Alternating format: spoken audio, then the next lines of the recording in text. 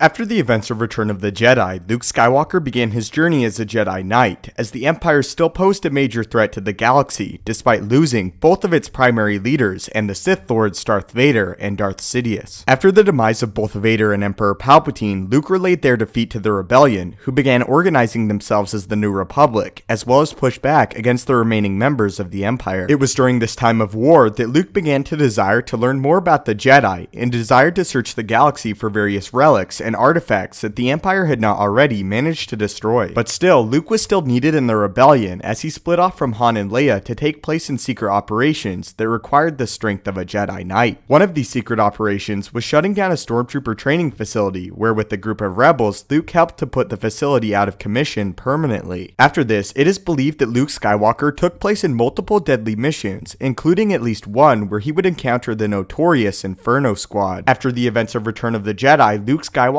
became almost the secret weapon of the Rebellion. Although Luke was still officially with the Rebellion, he desired to leave the conflict and search for more information about the Jedi Order. Luke desired to seek out various sacred locations to the Jedi, including their ancient temples, as most of the current knowledge had been destroyed. Before taking on any students, Luke wanted to learn as much as possible about the Jedi, as well as its history. Also during this time, Luke heard that Leia was pregnant, and ventured back to her to discuss the future of the Rebellion and Leia's yet unborn child. While together, Leia explained that she felt a great connection with the child, and also felt a great light within him, but also a darkness that she could not quite put her finger on. Here, Luke explained that the brighter the light, the longer the shadow. Luke also showed Leia some basic Jedi abilities, such as deep meditation on the Force, as he showed Leia how to better connect with her child. Luke himself saw the raw strength within the young Solo, as he was both excited and a bit apprehensive about training a student with such a potent connection to the Force. Luke looked back at himself and remembered his own pull to the dark side of the Force, as well as that of his father Anakin Skywalker, and the fact that he had one day become Darth Vader. Approximately 3 months after the Battle of Endor, Luke went to a secret Imperial research facility in disguise with 2 other rebels, including the mother of Poe Dameron. There, Luke sought out the 2 remaining fragments of the Force-sensitive tree that had once been planted outside of the Jedi Temple on Coruscant, before the eradication of the Jedi. After locating the 2 fragments of the tree, Luke displayed his increasing power in the Force, as he fought his way out of the facility and back to the Rebellion. After escaping the facility, Luke granted Poe's mother a fragment of the tree, as he kept the other. Following this, it is known that Luke participated in the final battle of Jakku and defeat of the Empire to some extent, but it is currently unknown to what. After the Empire was seemingly finally vanquished, Luke went away from the New Republic and his friends to search for more Jedi lore. Luke would then enlist the help of Lor San Tekka, who was a member of the Church of the Force and a Jedi supporter. It was at this time Luke Skywalker began taking students to be trained as Jedi Knights, as he desired to fulfill his promise to Master Yoda to restore the Jedi Order and again become the protectors of the galaxy. Eventually, Luke would return to train the young Ben Solo and take him as an apprentice, after Ben displayed a great affinity with the Force, but also a deep hatred and darkness within him. Leia and Luke believed that Ben only required training as a Jedi to quell this darkness, but after being sent away from his family, Ben felt abandoned, and the darkness within him grew despite Luke's best efforts. Luke also discovered the existence of a mysterious entity known as Snoke, which was identified as the catalyst of Ben's pull to the dark side of the Force, and why it was so strong. After several years as a Jedi Padawan, Ben would betray his uncle and kill all of his Jedi students, crushing Luke's will to restore the Jedi Order to its former glory. Quote, "He was training a new generation of Jedi. There was no one else left to do it, so he took the burden on himself. Everything was going good until one boy, an apprentice, turned against him and destroyed it all. Everything Luke had worked toward, gone.